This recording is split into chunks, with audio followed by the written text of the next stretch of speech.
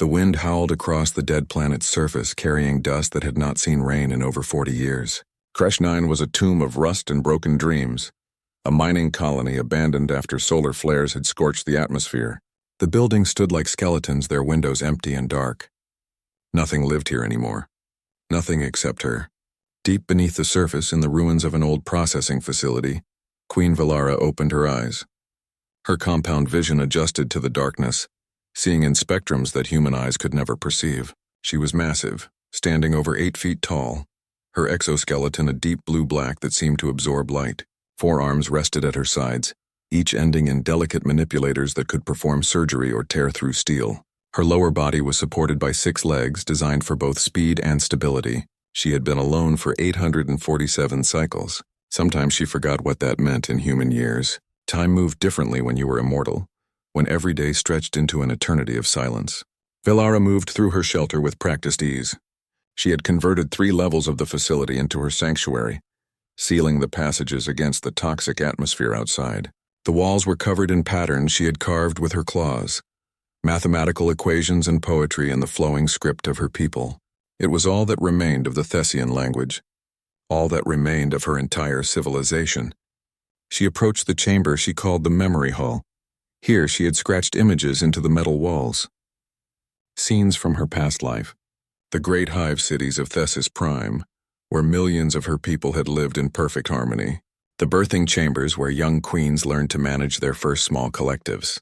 The star gardens where the Thessian architects had grown living ships from specially designed organisms. All gone, all burned to ash by the covenant of purity. Velara traced one claw along an image of her mother, the previous queen of their hive. She could still feel the warmth of her mother's mind, the way their thoughts had flowed together like water. The Thessian were telepathic, their consciousness designed to merge and separate like waves. A single Thessian was like a single note of music, but together they became a symphony. Now Velara was the only note left. The silence in her mind was the worst torture of all. She had not always been alone on this planet. When her escape pod had crashed here, 3 of her royal guard had survived with her. They had lived together for 60 cycles, maintaining hope that rescue would come. But rescue never came. Her people were dead. Eventually, her guards had chosen to enter final hibernation, the Thessian equivalent of choosing death. They could not bear the silence any longer. Velara had buried them with honors in a chamber she sealed forever. She did not have the luxury of choosing death. She was a queen, genetically engineered to be nearly immortal, to survive catastrophes that would kill ordinary Thessian. Her body could regenerate from almost any injury, could hibernate for decades without food, could endure conditions that would destroy lesser beings. She was built to survive the death of her hive and rebuild, but there was nothing left to rebuild from. Most of her time was spent in hibernation. She would sleep for months, even years, waking only when her body demanded it. During her brief periods of consciousness, she would check the facility's failing systems, search for any edible organic matter the planet might offer, and send out telepathic pulses into the void. She knew it was pointless. Telepathy had range limits. If there were any Thessian within a light year, she would have felt them by now. But she did it anyway, the same way a human might shout into an empty canyon just to hear an echo. Today's pulse found nothing. It never did. Velara was preparing to return to her hibernation chamber when something made her pause. It was not a telepathic response. It was something else, something her other senses detected, a vibration in the air, a pattern in the electromagnetic spectrum, a signal. She moved quickly to the old colony's control room, where she had managed to restore partial power to the monitoring systems. The screens flickered with static, but she had learned to read their primitive displays. There, buried in the noise, was a transmission. Weak, repeating, desperate. A distress beacon. Velara's hearts began to beat faster. In 847 cycles, nothing had changed on this dead world. The silence had been absolute. But now there was a signal. Someone was here. Someone was alive. She focused her telepathic senses toward the source of the beacon. At first, she felt nothing. Then at the edge of her range, she detected it. A mind, not Thessian. The pattern was all wrong. The thoughts were chaotic, fragmented, nothing like the ordered harmony of her people. But it was conscious. It was intelligent. It was alone. Velara stood motionless for several minutes, processing this information. Another survivor. Another person trapped on this forgotten world. After centuries of isolation, the universe had delivered someone else to share her prison. The question was what to do about it. Part of her wanted to retreat, to return to hibernation and pretend she had detected nothing. Contact meant risk. It meant the possibility of conflict, of misunderstanding. It meant facing another consciousness after so long alone. What if this being was hostile? What if they were afraid of her? The Thessian had been hunted to extinction because other species feared them, feared their telepathy and their rapid expansion across the stars. But the larger part of her, the part that was still a queen, could not ignore another living being in distress. It went against every instinct she possessed. Queens protected, queens guided. Queens brought order from chaos and safety from danger. She reached out with her telepathy, sending a gentle pulse toward the alien mind. The response was immediate and violent. The mind recoiled, throwing up barriers, flooding with alarm chemicals that she could sense even at this distance. This being had never encountered telepathy before. They did not understand what was touching their thoughts. Filara withdrew immediately, not wanting to cause distress. She would need to be more careful. This would require a different approach. Physical contact. Visual communication. The crude but effective methods that non-telepathic species relied upon. She began to plan. The signal originated from the northern sector of the colony, approximately 3 miles from her shelter. The route would take her through collapsed tunnels and across open ground exposed to the harsh atmosphere. Her body could handle it, but it would be exhausting. It had been so long since she had exerted herself. So long since she had purpose. Filara gathered supplies, the few tools and items she had salvaged over the centuries. She sealed her shelter, not knowing when she would return. Then she began the journey toward the signal, toward the other survivor, toward the first conversation she would have in 847 cycles. The silence was finally broken. Taeyang wiped the sweat from his forehead and stared at the broken communicator with frustration. 3 weeks on this dead rock, and he was no closer to fixing the quantum transmitter than when he had crashed. The crash itself had been stupid, avoidable. He had taken a shortcut through an uncharted debris field, trying to shave 2 days off his route. The debris had shaved his ship's hull instead, tearing through the port side like paper. He was lucky to be alive. The second dawn had held together just long enough for him to make a controlled crash on Kresh 9's surface. He had chosen this planet because the old colony map showed it had infrastructure, supplies, maybe spare parts he could use. What the maps had not shown was how thoroughly dead everything was. Taeyang stood and stretched, his back aching from hours bent over the communicator. He was 34 years old, lean and strong from years of physical labor. His hair was cut short for practicality, and his face carried the permanent tired look of someone who did not sleep well. He had not slept well in 6 years, not since Hyejin died. He pushed that thought away and focused on the present. The colony had provided some useful resources. He had found sealed storage units with emergency rations, water recyclers that still worked, and enough spare parts to keep his suit's life support running. But nothing that could fix a quantum communicator. That required specialized components that a mining colony would never have. His distress beacon was broadcasting on standard frequencies, but Kresh 9 was in a forgotten sector of space. The chances of anyone detecting his signal were incredibly small. Still, he kept it running. Hope was a stubborn thing, even when you did not want it anymore. Taeyang sealed the communicator panel and decided to explore deeper into the colony. He had been working through the facility systematically, searching for anything useful. Today he would check the lower processing levels.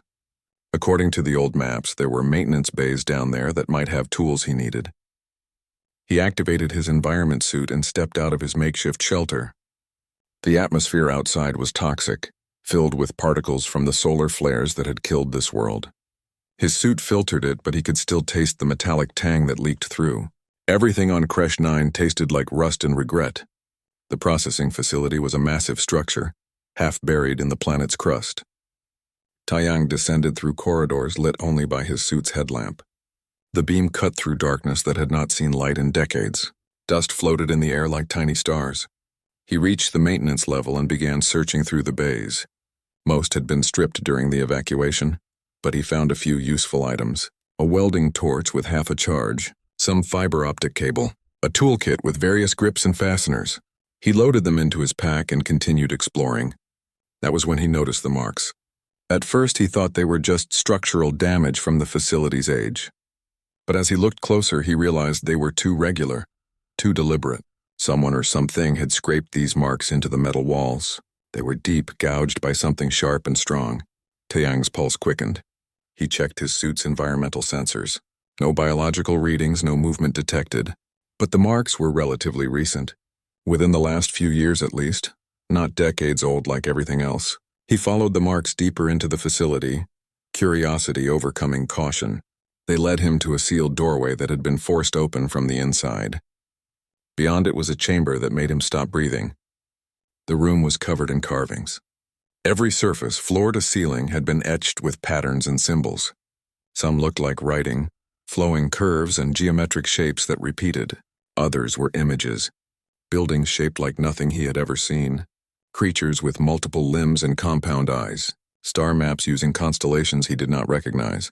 Someone had lived here, someone intelligent, someone who had been alone long enough to cover an entire room with their thoughts. Taeyang stepped back slowly, suddenly aware of how vulnerable he was. His suit's scanner still showed nothing, but clearly something had made these carvings, something that might still be here. He was about to leave when his headlamp caught something else. In the corner of the room was a pile of what looked like shed skin. Not human skin, something harder, more like insect chitin, but on a massive scale. He approached carefully and examined it with his suit's scanner. The results made his blood run cold. Biological material, but not from any species in his suit's database. The closest match was arthropod, but scaled up impossibly large. Whatever had shed this skin was huge. Taeyang backed away from the chamber and hurried toward the exit. He needed to get back to his shelter, seal it better, prepare defenses. There was something else on this planet. Something big, something that had been here long before he crashed. He made it halfway back before he felt it. A presence in his mind, like someone touching his thoughts. It was gentle but completely alien, a sensation he had no reference for. Panic flooded through him and he ran, his breath coming in gasps inside his helmet. The presence withdrew immediately as if startled by his fear. But the damage was done. Taeyang knew he was not alone, knew something was aware of him. He reached his shelter and sealed every entrance, activating his suit's motion sensors and setting up makeshift alarms using spare parts. His hands shook as he worked. He was trained for emergencies, had survived dangerous situations before, but this was different. This was unknown. Night fell on Kresh 9, though night and day were almost meaningless on a world with so little atmosphere. Taeyang sat in his shelter, his back against the wall, a plasma cutter in his hand set to maximum power. It was not much of a weapon, but it was better than nothing. Hours passed. The sensors stayed quiet. Maybe whatever was out there had decided to leave him alone. Maybe he had imagined the presence in his mind, a hallucination from stress and isolation. Then he heard it. A sound outside his shelter. Heavy, deliberate movement. Multiple limbs striking metal. Getting closer. Taeyang raised the plasma cutter, his heart hammering. The sound stopped right outside his door. There was a long moment of silence. Then something tapped against the door. 3 slow knocks, too controlled to be random, too deliberate to be anything but communication. Whatever was outside knew he was in here, and it was trying to make contact. Taeyang's mind raced through his options. He could stay sealed inside, hope it went away. But his supplies would not last forever, and something that could carve through metal walls could probably get through his door if it wanted to. He could try to fight, but against something large enough to make those marks, his plasma cutter would be useless. Or he could open the door, face whatever was out there, take the risk. His hand hovered over the door control. Every survival instinct screamed at him to stay hidden. But he thought about Hyejin, about how she had always been the brave one. She would have opened the door. She would have wanted to know what was out there. Taeyang took a deep breath and pressed the control. The door slid open with a hiss of equalizing pressure. His headlamp cut through the darkness outside and he saw her. She was enormous, easily 8 feet tall, with 4 arms and 6 legs supporting her massive frame. Her exoskeleton was a deep blue-black that seemed to drink in his light. Compound eyes regarded him with alien intelligence. Her lower arms were raised in what might have been a gesture of peace.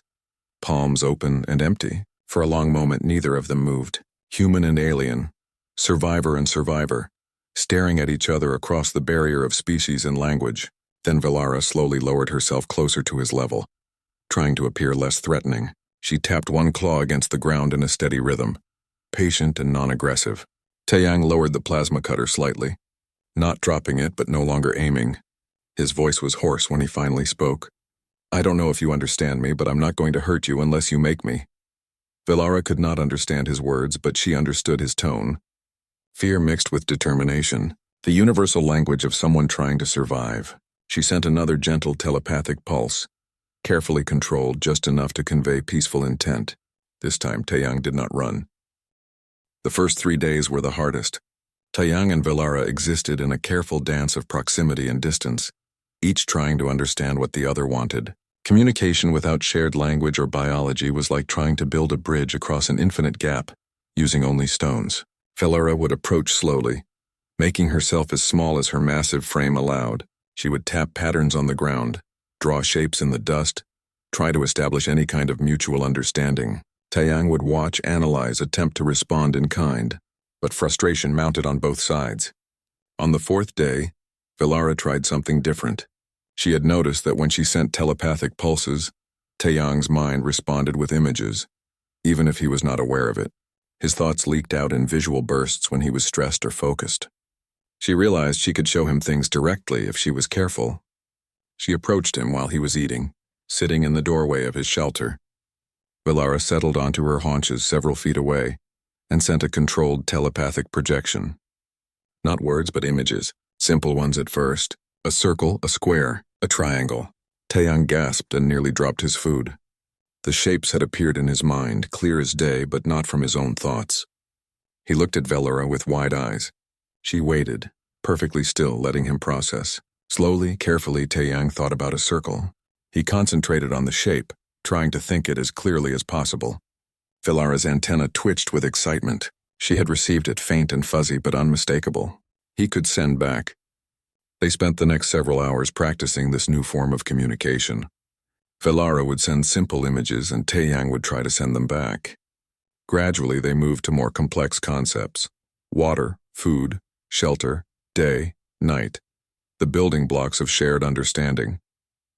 By the end of the week, they could exchange basic ideas. Velara showed him images of her people, the Thessian, their great cities, and their tragic end. Taeyang could not fully understand the emotions attached to the images, but he grasped the core concept. She was alone. She was the last of her kind. She had been here for a very long time. In return, Taeyang shared his own story. He showed her his ship, the crash, his need to repair the communicator. He showed her images of Earth, of human cities, of his family. When he thought about Hyejin, Velara sensed the deep well of grief that surrounded those memories. She understood loss intimately. One morning, Velara led Taeyang through the facility to a section he had not explored. She moved through the corridors with confidence, clearly familiar with every twist and turn.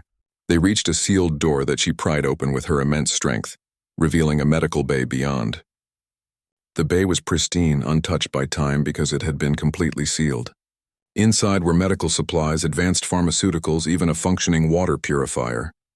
Taeyang stared in amazement. These supplies would make his survival so much easier. He turned to Velara and nodded deeply, the closest he could come to expressing gratitude without words.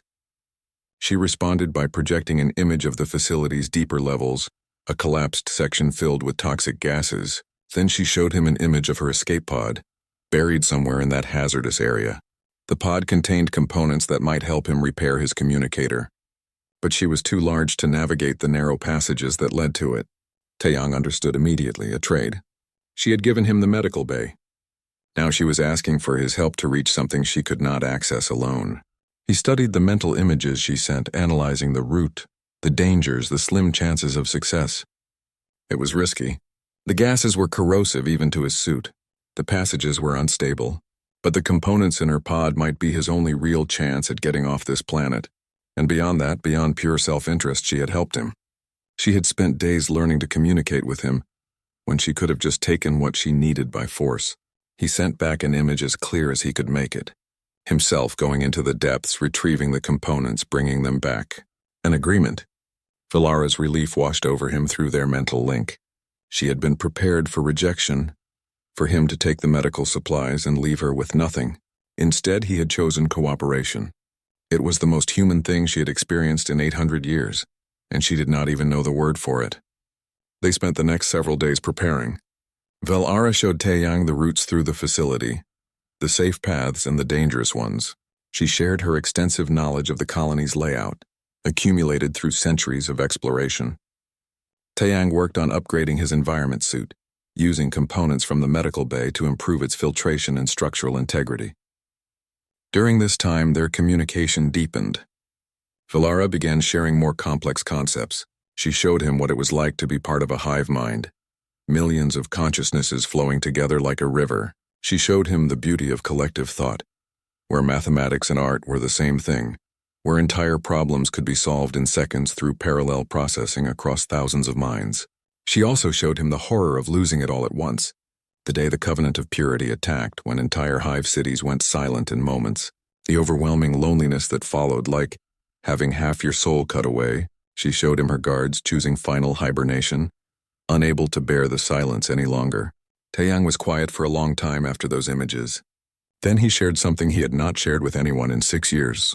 He showed her Hyejin, his younger sister, bright and brilliant and full of life.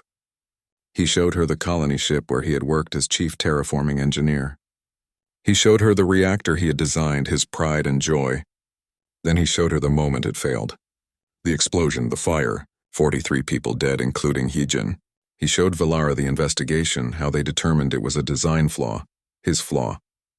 He showed her the guilt that had hollowed him out, the way he had run from world to world ever since, unable to face what he had done.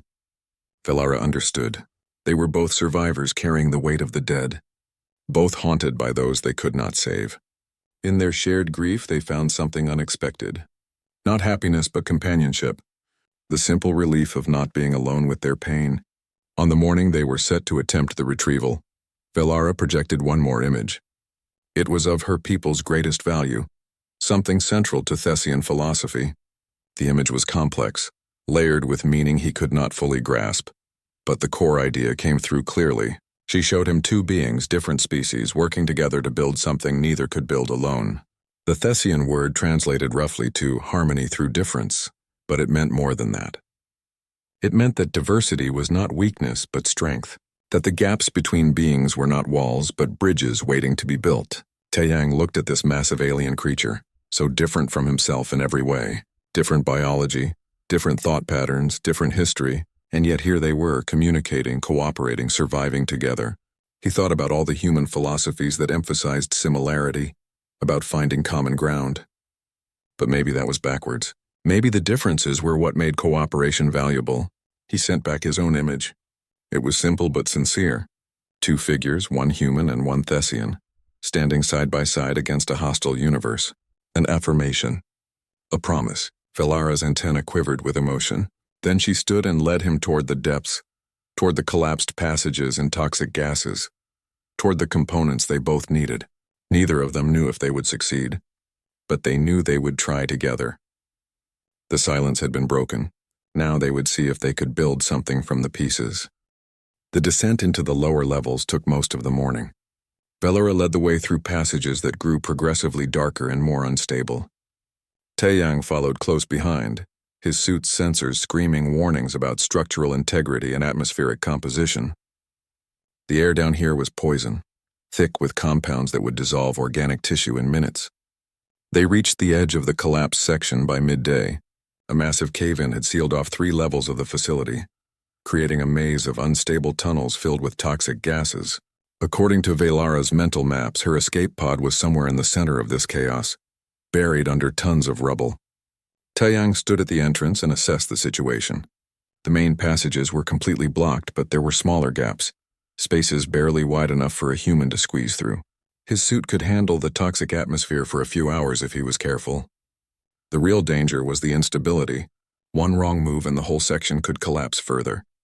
Velara watched him work through the calculations, sensing his concern through their mental link. She projected images of the pod's location, the most direct route, the areas that seemed most stable. She had explored these passages as far as she could over the centuries, mapping them with her superior senses. Taeyang checked his equipment one final time. He had brought everything he could carry. Scanning tools, a plasma cutter for clearing obstacles, emergency oxygen reserves, and a beacon so Velara could track his position. He looked up at the massive alien and sent her a simple image. Himself going in, her waiting, him coming back out. She responded with complex emotions he could not quite parse. Concern, certainly, but also something like respect. She had been prepared to make this journey herself, despite knowing it would likely kill her. The fact that he was willing to risk himself for components that would help them both meant something to her. Taeyang entered the first passage and immediately understood why Velara could not follow. The gap was barely 2 feet wide, forcing him to turn sideways and shuffle through. His suit scraped against jagged metal on both sides. Behind him, Velara's massive form would never fit. He progressed slowly, checking each step before committing his weight. The scanner showed weak points in the structure all around him. He moved with deliberate care, breathing slowly to conserve oxygen and maintain calm. Panic would kill him faster than any gas. After 20 minutes of careful movement, he reached a slightly wider chamber where he could rest. He checked his position against Velara's mental map and confirmed he was on the right path. The pod should be about 200 feet deeper, through 2 more narrow passages and 1 vertical descent. He activated his beacon and felt Velara's presence touch his mind briefly. A check-in, making sure he was alive. He sent back a simple affirmation and continued. The second passage was worse than the first. The ceiling had partially collapsed, leaving only a crawl space. Taeyang got on his stomach and pulled himself through, his suit's ventilation system struggling to keep up with his exertion. Sweat poured down his face inside his helmet. Halfway through, his suit caught on a piece of metal. He tried to pull free and felt something tear. His heart jumped as he checked the breach warnings. A small tear in the outer layer, not critical yet, but the toxic atmosphere was starting to eat through. He had less time than he thought. He pulled harder, ripping his suit completely free and scrambling through the crawl space. On the other side, he found himself in a larger space, some kind of old storage room. And there, against the far wall, was Velara's escape pod. It was unlike any human design Taeyang had ever seen. The hull was organic, grown rather than built, with flowing curves and a surface that looked more like chitin than metal. But the technology was clearly advanced.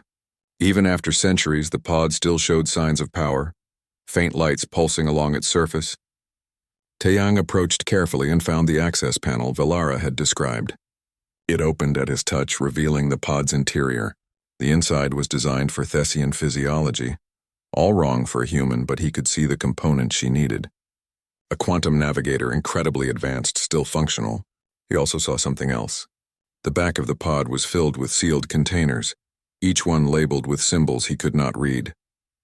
Through his mental link with Velara, he suddenly understood what they were: genetic archives, the preserved DNA of thousands of Thessian variants, maybe the last repository of her entire species. This was not just an escape pod. It was a biological vault, a hope for rebuilding her people if the impossible ever happened. Taeyang's hands shook slightly as he carefully removed the navigator and secured it in his pack. He was not just carrying a component. He was carrying the key to the survival of an entire civilization. The weight of that responsibility was crushing. He was about to leave when the chamber shook violently. Dust rained from the ceiling. His scanner went crazy with warnings. The structure was collapsing. Taeyang ran for the passage he had entered through, but stopped when he saw it filling with rubble. The route was blocked. He spun around, searching for another way out, and spotted a different passage. It was narrower, more dangerous, but it might lead up toward stable ground. He had no choice. The chamber was coming down around him. He dove into the new passage and started climbing, using his hands and feet to brace against the walls. Behind him, he heard the terrible sound of tons of metal and rock falling. The passage twisted and turned, barely wider than his body. His torn suit was leaking now, toxic gas seeping in. His lungs started to burn.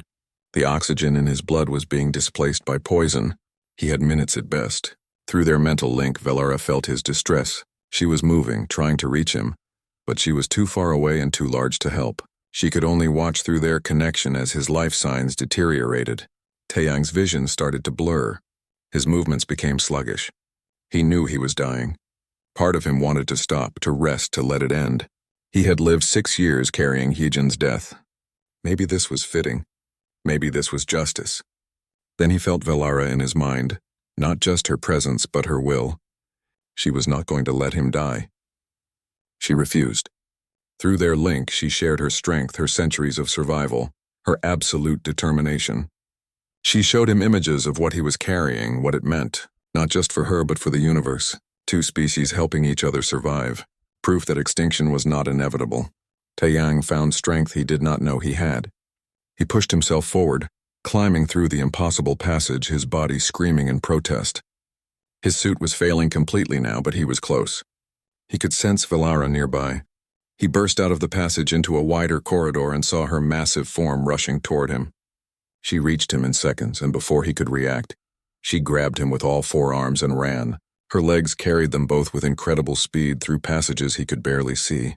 They burst into a sealed section with good atmosphere, and Velara immediately set him down. She tore at his damaged helmet with surprising gentleness, removing it so he could breathe clean air. Taeyang gasped and coughed, his lungs burning as they expelled the poison and took in oxygen. He lay there for several minutes just breathing while Velara watched over him. Her emotions through their link were complex. Relief that he was alive. Guilt that she had asked him to risk himself. Amazement that he had succeeded. When Taeyang could finally move, he reached into his pack and pulled out the navigator. He held it up to show her. She had not asked, had not dared to hope, but he had brought it. And more importantly, he had seen the genetic archives. He knew what that pod really was. Through their link, he sent her an image. The archives, safe and preserved. Her people not completely lost. A future, however distant, where they might live again. Velara made a sound Taeyang had never heard before. Not speech, but something primal. A cry that was equal parts grief and hope. She had carried the weight of her species' extinction for 800 years, and now for the first time she had help carrying it. She reached down and very gently touched Taeyang's face with one delicate claw, a gesture of thanks that needed no telepathy to understand. He had risked his life not just for himself but for her, for beings he would never meet, a civilization he could barely comprehend. It was the most human thing she had ever witnessed, and it was the moment she truly understood why the universe needed humans in it. Taeyang spent 2 days recovering from the toxic exposure. His lungs felt like they were on fire and every breath was a struggle. Velara stayed with him constantly, using the medical supplies from the sealed bay to treat him as best she could. She had no knowledge of human medicine, but through their mental link she could sense what his body needed and provide it. During his recovery, Taeyang worked on the navigator when he had strength. The Thessian technology was incredibly advanced, far beyond anything humans had developed. But technology followed certain universal principles and he was good at understanding systems. Slowly, piece by piece, he began to figure out how to integrate it with his ship's communicator. The work was painstaking. Human and Thessian engineering were built on completely different foundations. Human technology used electrons and silicon. Thessian technology used biological processors and quantum entanglement. Making them talk to each other was like teaching two people who had never heard sound to communicate through dance. But Taeyang had always been good at impossible problems. That was what had made him a chief engineer at 28. It was also what had killed 43 people when he got it wrong. He tried not to think about that as he worked. Velara sensed his dark thoughts sometimes and would send gentle reassurance through their link. She understood guilt. She had commanded entire fleets during the war against the Covenant. She had made decisions that sent millions of Thessian to their deaths. Survivor's guilt was something they both carried. On the third day, Taeyang felt strong enough to make the journey back to his ship. Velara accompanied him, her massive form moving through the colony with practiced ease. When they reached the second dawn, Taeyang showed her the damage from the crash. The hull was torn open in 3 places. The quantum communicator was shattered. Without the Thessian navigator, the ship would never communicate beyond the local system. They spent the next week working together. Velara's 4 arms and immense strength made physical labor easy. Taeyang's engineering knowledge guided the repairs. Through their mental link, they could coordinate perfectly, each knowing what the other needed before they asked. During the long hours of work, they shared more of their lives. Velara showed Taeyang the full history of her people. The Thessian had not always been confined to hive minds. In their ancient past, they had been solitary creatures and evolution had slowly pushed them toward collective consciousness. She showed him the beauty of that transition, how it had elevated her species to incredible heights. But she also showed him the cost. Individual Thessian had very little sense of self. They existed primarily as nodes in a greater network. When the network was destroyed, most of them simply could not function.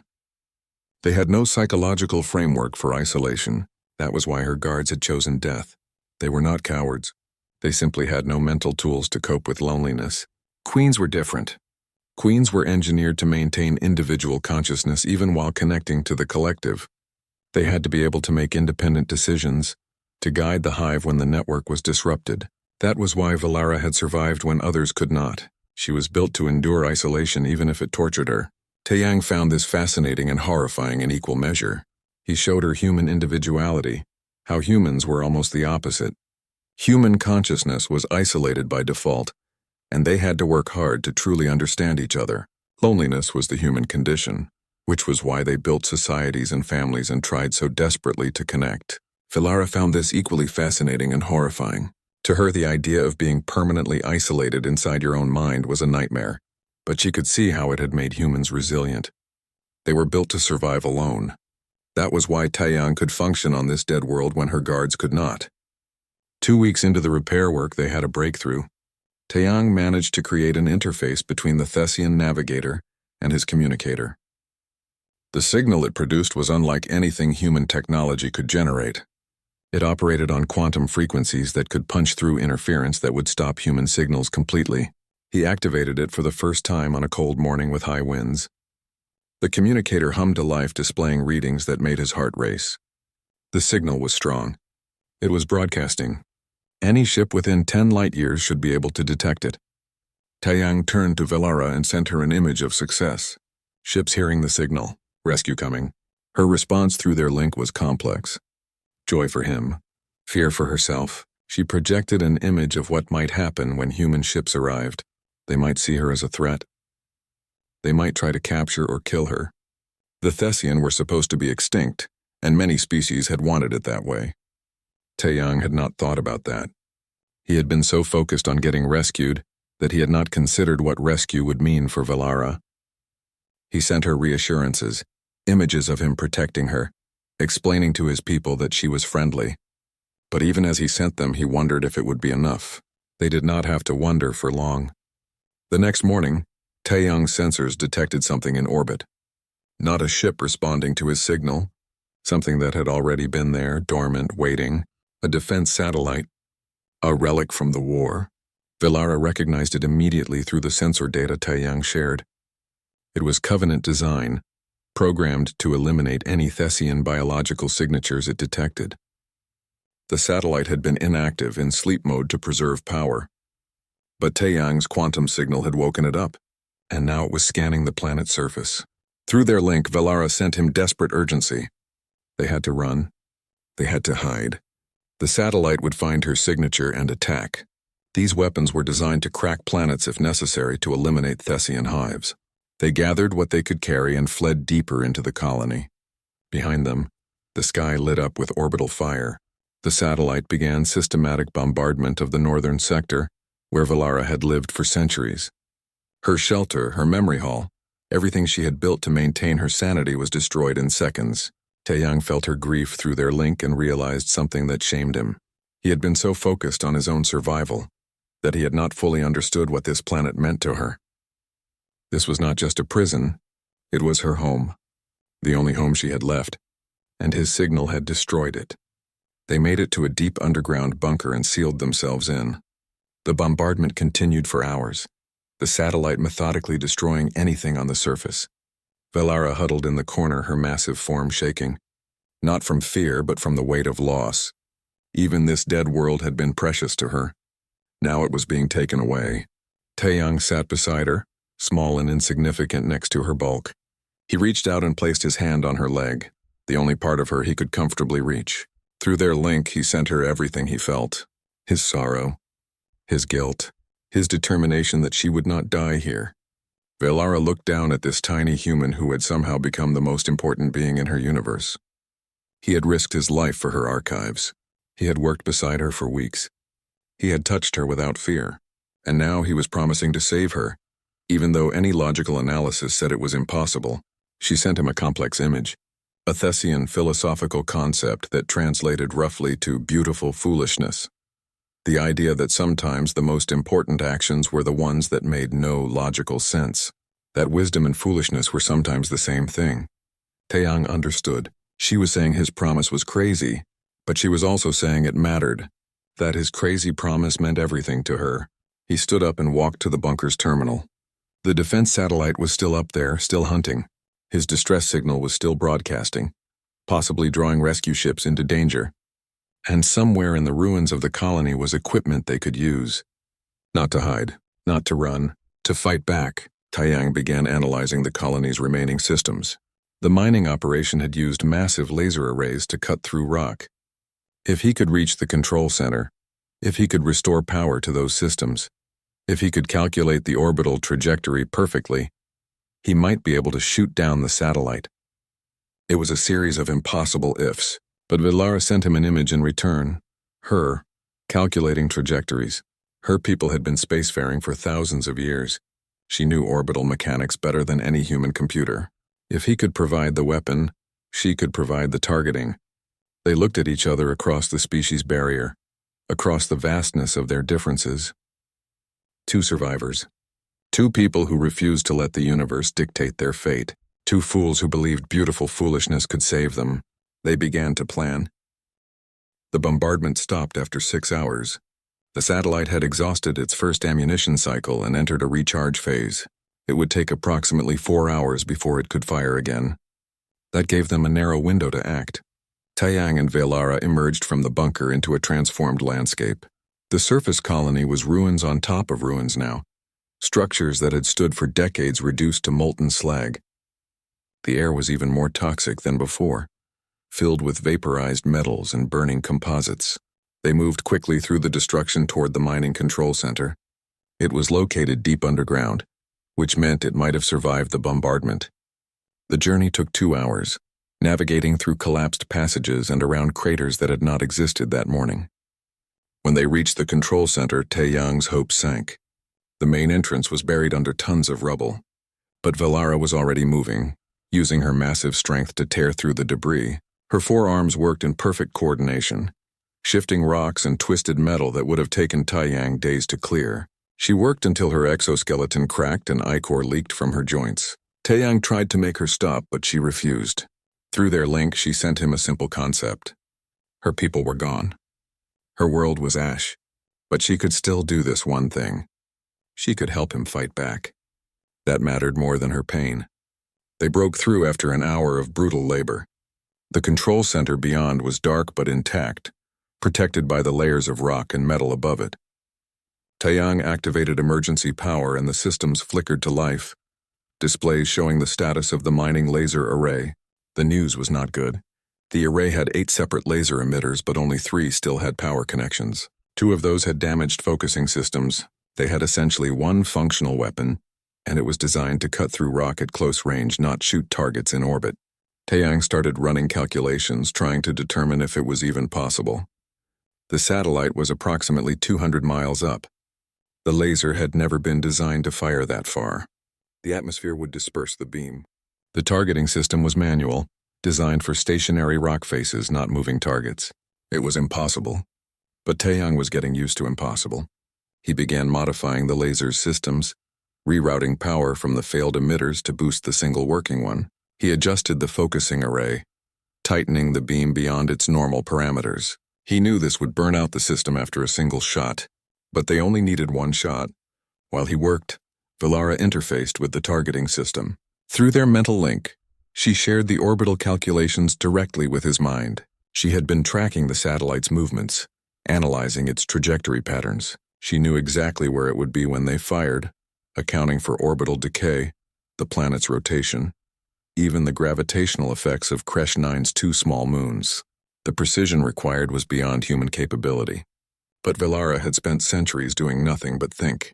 Her mind was designed to process vast amounts of data simultaneously.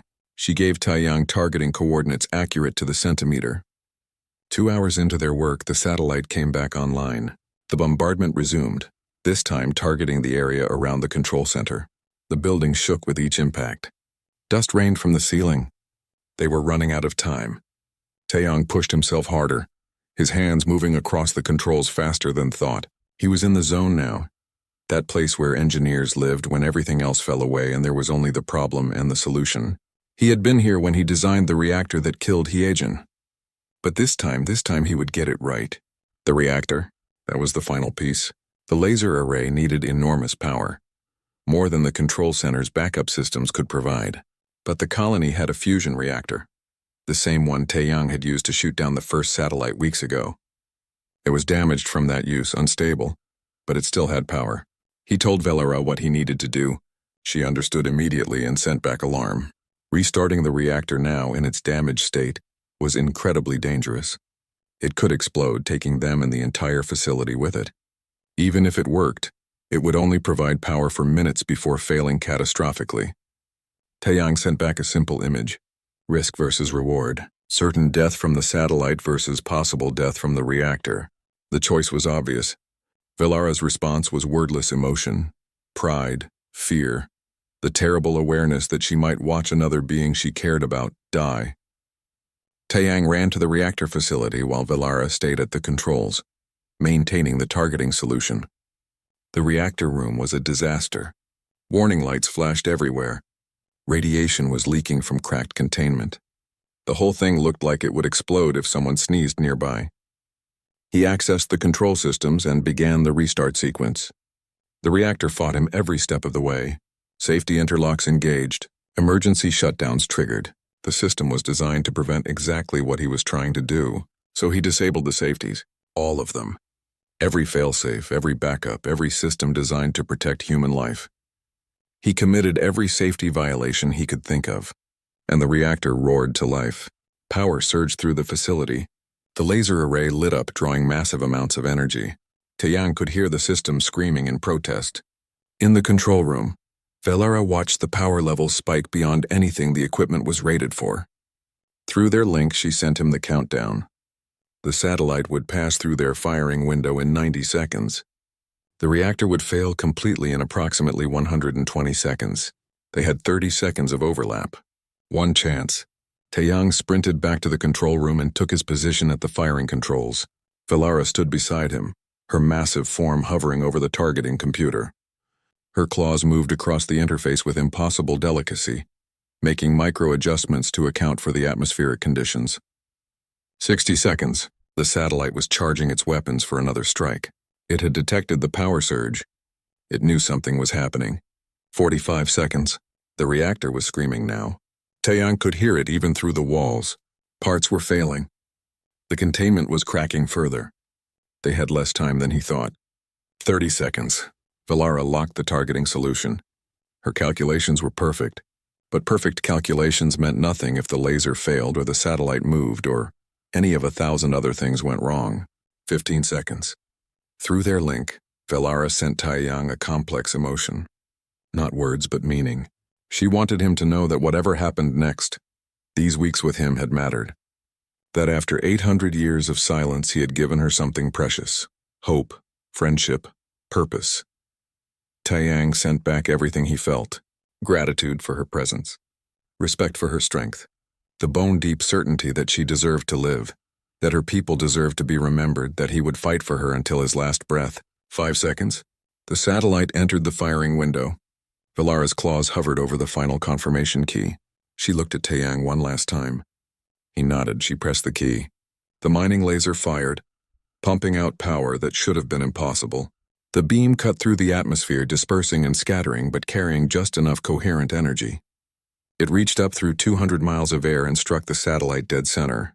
For a moment, nothing happened. Then the satellite exploded, a brief new star in Kresh 9's sky. Debris began falling into the atmosphere, burning up in spectacular streaks of light. In the control room, Taeyang and Velara stood frozen, unable to believe it had worked. Then the reactor's warning klaxons reached a crescendo. The whole building shook violently. They had seconds. They ran together through the collapsing facility, Velara using her body to shield Taeyang from falling debris. They burst out into the surface ruins just as the reactor went critical. The explosion was not as bad as it could have been, most of its energy contained by the underground structure.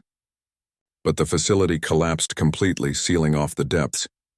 They had won. They had destroyed the satellite. They had survived. and in doing so, they had used up every resource the planet had left.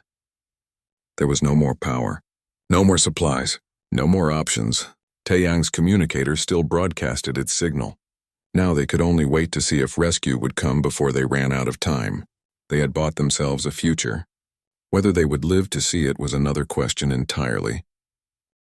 3 days passed in growing desperation. Taeyang and Velara survived in a makeshift shelter built from the remains of the second dawn. Food was running critically low. Water was recycled to the point of being barely drinkable. Velara's injuries from moving the debris had not healed properly. Without adequate nutrition, her regeneration capabilities were failing. They spent the time sharing what might be their final thoughts. Velara showed Taeyang the full depth of Thessian culture, not just the wars and the death, but the beauty. Their music, which was telepathic symphonies that humans could never truly hear. Their mathematics, which treated numbers as living concepts. Their philosophy, which saw consciousness itself as the universe trying to understand itself. Taeyang shared human culture in return, music that was sound waves and emotion, mathematics that was rigid and precise, philosophy that wrestled with the meaning of isolated consciousness. They were so different, and yet both were trying to answer the same fundamental questions. What did it mean to exist? What made life worthwhile? How did you find meaning in a universe that seemed indifferent to suffering?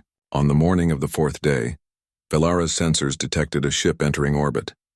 Not a defense satellite this time, a manned vessel. Human design. The Terran Federation crest on its hull. Rescue had come. Taeyang's relief was instant and overwhelming. They were saved. But Velara's emotions were more complex. Fear dominated. What would humans do when they found her? Would they see her as a threat? Would they try to capture or kill her? She had lived through the extermination of her species. She knew what fear could make intelligent beings do. Taeyang sensed her terror and sent reassurance through their link. He would protect her. He would explain. He would not let them hurt her. But even as he projected confidence, doubt crept in. He was just one human. If the Federation decided Velara was dangerous, what could he really do? The ship, named the Daewon, landed a mile from their position. A team of 6 suited humans emerged and began making their way toward Taeyang's signal. Through his suit's communicator, he heard their voices for the first time in weeks. Human voices. His people. It felt strange after so long communicating telepathically. He activated his transmitter and identified himself. The team leader, Commander Yuna, responded with professional relief. They had picked up his distress signal and come to investigate. They had medical supplies, food, everything he needed. Extraction would begin immediately. Taeyang interrupted her. He needed to explain something first. He was not alone. There was another survivor, a Thessian survivor, and she was injured and needed help. The communicator went silent for a full 10 seconds. Then Commander Yuna's voice returned, tight and controlled. A Thessian? That was impossible. The Thessian were extinct. Furthermore, Thessian entities were classified as potential hazards under Federation emergency protocols established during the war. They would need to assess the situation carefully. Taeyang felt Velara's fear spike through their link. She had heard the transmission through his suit. She knew what protocols meant: assessment, containment, possibly elimination. She began to back away, preparing to flee into the ruins despite her injuries. He grabbed one of her massive legs, the only part of her he could reach quickly. Through their link, he sent desperate reassurance. He would not let them hurt her. She had saved his life. She was his friend. He would make them understand. Commander Yuna and her team arrived at the shelter 10 minutes later. They stopped dead when they saw Velara. Even expecting her, the sight of a living Thessian queen was shocking. She was larger than their briefings had suggested, more imposing, more alien. Weapons were not drawn, but hands moved to holsters. Taeyang stepped between the humans and Velara, his arms spread wide despite how ridiculous that was. 6 trained soldiers and 1 exhausted engineer, but he stood his ground anyway. He began talking, explaining everything. The crash, the discovery, the communication they had built, the escape pod and the genetic archives, the satellite, the fight for survival. Commander Yuna listened, her expression unreadable behind her helmet. When Taeyang finished, she was quiet for a moment. Then she asked the question that would determine everything. Why should they trust a Thessian? Her people had conquered 17 star systems. They had been a threat to galactic stability. The war had been brutal on both sides. Taeyang felt anger surge through him. Yes, the war had been brutal. But did Commander Yuna know why it had started? Did she know about the Covenant of Purity's first strike? About how they had destroyed civilian Thessian colonies without warning? About how they had hunted refugees and children? He pulled up the recordings he had saved from his suit's memory. The mental images Velara had shared with him. He transmitted them to the team's shared network. Let them see what he had seen. Let them witness the truth. The team watched in silence. They saw Thessian hive cities that had nothing to do with war. They saw architects and mathematicians and artists. They saw the moment the Covenant attacked, the genocide that followed. They saw Velara's 800 years of isolation, her guards choosing death, her desperate fight to survive. And they saw something else. They saw a human and a Thessian working together, building trust, saving each other's lives, refusing to let prejudice and history dictate their choices. When the transmission ended, Commander Yuna was quiet for a long time. Then she asked Velara directly, using Taeyang as translator, what she wanted. What did she hope to gain from Federation contact? Through Taeyang, Velara answered. She wanted asylum. She wanted her genetic archives protected. She wanted the chance to prove that her people could have been more than weapons, that given time they might have contributed something beautiful to the galaxy. She was willing to submit to any monitoring, any restrictions, any oversight necessary. She just wanted to live, and she wanted her species to have a chance to live again someday. Commander Yuna conferred with her team. Then she made her decision. Federation protocol said Thessian entities were hazards, but those protocols had been written during war.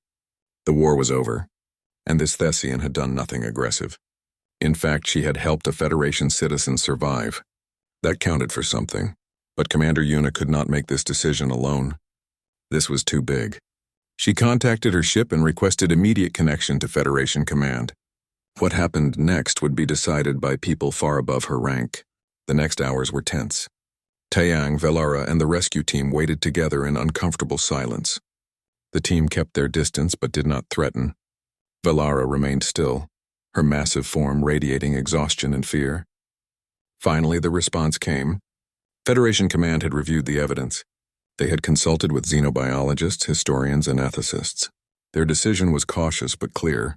Queen Velara would be granted provisional asylum under scientific protection protocols.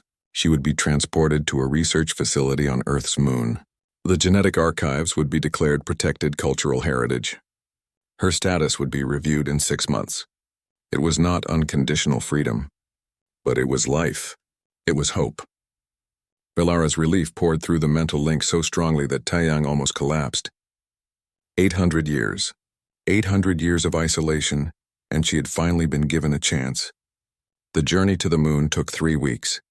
Velara was given a quarantine section of the ship that had been hastily converted for her biology. Taeyang stayed with her, using their link to help her communicate with the xenobiologist who wanted to study her. She shared everything freely, holding nothing back. Her people's technology, their culture, their genetic science. She wanted the Federation to understand what had been lost. The research facility on the moon was extensive. Velara was given an entire wing, enough space for her massive form and her needs. She had access to genetic laboratories where work could begin on analyzing her archives. It would take years, maybe decades, but there was hope that Thessian life could be restored. Taeyang visited regularly during the first months. He had been offered commendations, awards, even a position at the lunar facility. But he turned them all down. He had something else he needed to do. 6 months after their rescue, Taeyang stood in a briefing room presenting a proposal, a terraforming project for a dead world in a remote sector. Using human technology combined with Thessian biological knowledge, they could create a habitat suitable for restored Thessian life. It would take decades. It would cost enormous resources. But it was possible. The project was approved. Taeyang was named chief engineer. It felt right. He would spend the rest of his life building something instead of running from his mistakes. He would create a home for a species that had lost everything. 2 years later, Taeyang stood in a genetic laboratory on the moon and watched history happen. The first Thessian hatchling emerged from a cloning chamber, tiny and vulnerable but alive. Not Velara's DNA, she had refused that, saying queens should be chosen, not manufactured. But one of the archived variants, a worker caste designed for construction, The hatchling's mind reached out instinctively, searching for the collective that should have been there. It found only Velara. She gathered the small being carefully in her arms, and Taeyang felt through their link the explosion of joy and grief that filled her.